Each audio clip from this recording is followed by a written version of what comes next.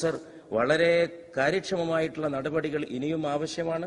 ഇത് കുറച്ച് എല്ലാ രാഷ്ട്രീയ വിഭാഗങ്ങളിലും ഇതിന് അനുകൂലമായിട്ടുള്ള അഭിപ്രായ സമന്വയവും ഉണ്ടായി വരേണ്ടതുണ്ട്. സർ, വ്യക്തിയുടെ അകത്ത് കുടുംബത്തിന്റെ അസ്ഥിവാരം തകർത്ത് വ്യക്തിയുടെ അകത്ത് വിഷാംശങ്ങൾ വിതച്ച് മദ്യം അതിന്റെ കരാളമായിട്ടുള്ള താണ്ഡവം നടത്തുകയാണ് കേരളക്കരയിൽ. നമ്മുടെ കേരളീയ പ്രബുദ്ധതയെക്കുറിച്ച് ഇത്രയും കാലം നമ്മൾ നടത്തിയിരുന്ന അവകാശവാദങ്ങളൊക്കെ സർ വെറും അസംബന്ധമായിട്ട് മാറുകയാണ്. നമ്മൾ കേരളീയ പ്രബുദ്ധത, മറ്റ് സംസ്ഥാനങ്ങൾക്ക് കേരളം വഴികാട്ടി എന്നൊക്കെ നമ്മൾ വെറുതെ പറയാറുണ്ട്. പക്ഷെ അതൊക്കെ അസ്ഥാനത്താണ്, ഒന്നിലും വഴി കാണിക്കുന്നില്ല. കേരളം ഇന്ന് ഇന്ത്യയുടെ മധ്യ സംസ്ഥാനമാണ്. കേരളം ഇന്ന് ഇന്ത്യയുടെ മധ്യപ്രദേശ് ആയിക്കൊണ്ടിരിക്കുകയാണ് സർ. അത് വളരെ ആപൽക്കരമായിട്ടുള്ള ഒരു സാഹചര്യമാണ്. അത് മാത്രമല്ല സർ, പഞ്ചാബ് ആയിരുന്നു ഒന്നാം സ്ഥാനത്ത്. ഇന്ന് പഞ്ചാബിനെ തട്ടി തകർത്ത് ആളോഹരി പ്രതിശീർഷ മദ്യത്തിന്റെ ഉപഭോഗത്തിൽ 11 ലിറ്ററാണ് കേരളം. അത് പഞ്ചാബിനൊക്കെ ആ സ്ഥാനത്ത് നീക്കി കേരളം മുന്നോട്ട് പോവാണ്. പിന്നെ എങ്ങനെയാണ് നമ്മൾ കേരളീയ പ്രബുദ്ധത, കേരളം വഴി കാണിച്ചു എന്നൊക്കെ പറയാം? കേരളം ഇന്ത്യയുടെ ആത്മഹത്യാ മുനമ്പാണ്, സൂയിസൈഡ് പോയിന്റാണ്. അതിന്റെയും പിറകിലുള്ള ഏറ്റവും പ്രധാനപ്പെട്ട കാരണം ഹേതുകമായിട്ട് നിൽക്കുന്നത് മദ്യമാണ്. അതുകൊണ്ട് മദ്യത്തിന്റെ ഗൗരവം, അത് ഉയർത്തുന്ന വെല്ലുവിളിയുടെ ഗൗരവം ചെറുതാക്കി കാണാൻ സാധിക്കില്ല സർ. സർ, മദ്യം ഇന്ന് ക്രിമിനലിസം വളർത്തുന്നു. സർ, പത്രം വായിക്കാൻ പറ്റാത്ത സാഹചര്യത്തിലാണ് നമ്മൾ ഇന്ന് ജീവിക്കുന്നത്. കേരളക്കരയിൽ ചാനൽ കാണാൻ പറ്റുന്നില്ല. കാരണം അതിലൊക്കെ വരുന്നത് അധിക വാർത്തകളും മനുഷ്യനെ സഹിക്കാൻ കഴിയാത്തതാണ്. സാധാരണഗതിയിലുള്ള ഒരു മനുഷ്യന്റെ ഹൃദയത്തിന് താങ്ങാൻ കഴിയാത്തതാണ്. കുഞ്ഞുങ്ങൾക്കെതിരായ അക്രമം, കുടുംബങ്ങളിലെ ഛിദ്രത, മാതാപിതാക്കളെ മക്കൾ കൊല്ലുക, മക്കളെ മാതാപിതാക്കൾ കൊല്ലുക, അച്ഛനെ കൊല്ലിക്കുന്ന മദ്യം, അമ്മയെ തല്ലിക്കുന്ന മദ്യം, ക്രിമിനലിസത്തെ വ്യാപകമാക്കുന്നതിൽ മദ്യം വഹിച്ചുകൊണ്ടിരിക്കുന്ന പങ്ക് സർക്കാർ വളരെ ഗൗരവത്തോടെ എടുക്കണം. ഈ എടുത്ത സ്റ്റെപ്പ് പോരാ, കൂടുതൽ കാര്യക്ഷമമായിട്ട് മുന്നോട്ട് പോകണമെന്ന് പറയാൻ തന്നെയാണ് ഞാൻ ഇത്തരം കാര്യങ്ങൾ ഇവിടെ സൂചിപ്പിക്കുന്നത്. സർ, ലോകത്ത് പലയിടത്തും മദ്യമുണ്ട്. പക്ഷേ ഈ സാംസ്കാരികമായിട്ടുള്ള ചില വ്യത്യാസങ്ങളുണ്ട്. ഇപ്പൊ പാശ്ചാത്യ രാജ്യങ്ങളിലൊക്കെ മദ്യമുണ്ട്. അവിടെ നിന്ന് ഇത്ര വലിയ മദ്യം കഴിച്ചിട്ട് ഇത്ര വലിയ ഒരു സാമൂഹികാന്തരീക്ഷത്തിന് വിഘാതമായി വരുന്നത് കാണാൻ സാധിക്കില്ല.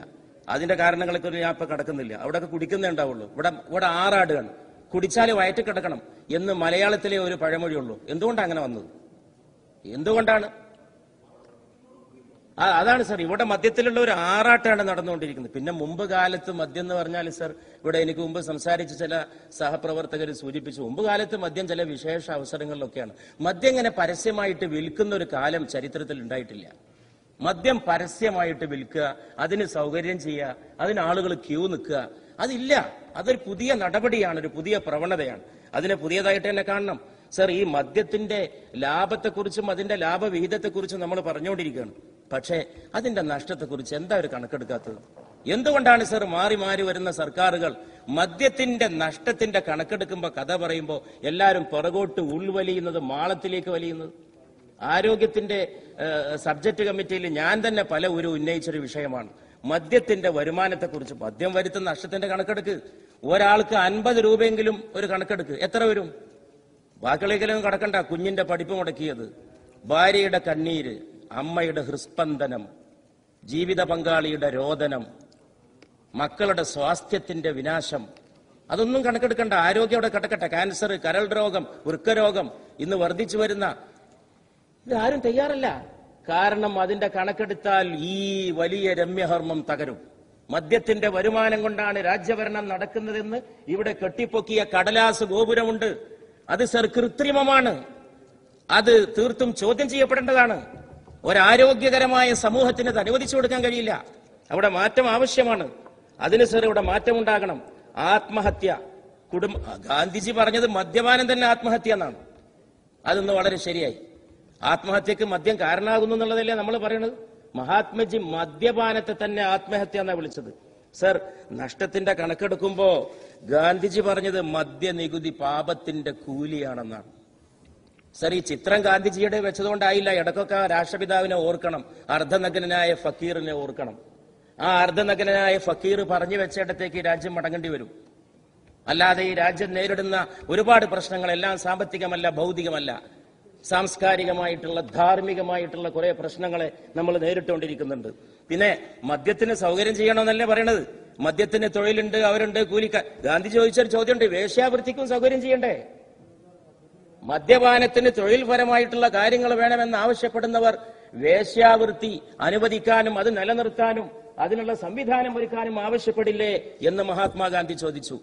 തീയിലും ആഴമേറിയ വെള്ളത്തിലേക്കും ഓടുന്നവനെ പിടിച്ചു നിർത്തുന്ന പോലെ മദ്യപാനത്തെയും മദ്യപാനിയെയും പിടിച്ചു നിർത്തണമെന്ന് മഹാത്മജി ഉണർത്തി.